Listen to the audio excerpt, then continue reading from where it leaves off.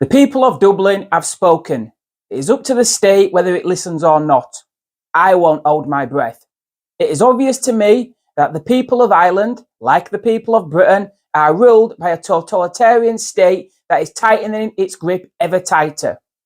Just look at the shocking way the media, the politicians, and the police covered the recent riots. These criminals did not do what they did because they love Ireland. They did not do what they did because they wanted to protect Irish people. They did not do it out of any sense of patriotism, however warped. They did so because they're filled with hate. No mention of why they were rioting. That behaviour is certainly unacceptable, but what would cause people to get so angry they set their own streets ablaze?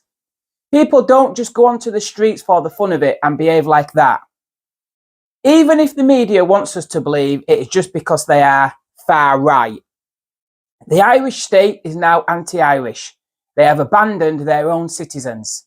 They have decided to have mass immigration of the bad kind without even consulting the people, importing anyone and everyone, giving them houses and all the rest while their own people are left to rot. Some of those people come with customs and cultures that are wholly incompatible with Ireland or any other first world nation, including some criminals, but dare voice concern and you are labelled far right and a fascist. And now one of those people, an Algerian man, has stabbed 3 people, including 2 children. And even now they will try calling you fascist and far right if you voice concern. That is after the media tries pretending there is nothing to see, trying to pass the attacker off as a local man, just as they often do here in England. And on top of that, the authorities are trying to push through North Korea-style hate speech laws to silence people. Trying to control the language is what all totalitarian states do. I've been to Dublin, and the people were amazing. I've talked to Japanese, Koreans, Americans, and even someone from Colombia whilst I was there, all saying how lovely the people were and what a great country it was. I've never heard of any riots over those tourists. Quite the opposite. Strange behaviour for apparently far-right thugs.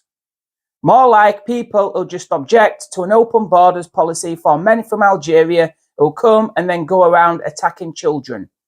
The fact is, it should be down to the people of Ireland to decide who can move to their country. They should be able to vote on something that has such massive consequences for their nation. You are free to try and convince them why mass immigration is good, but you are not free to import the world's poor and destitute without their consent.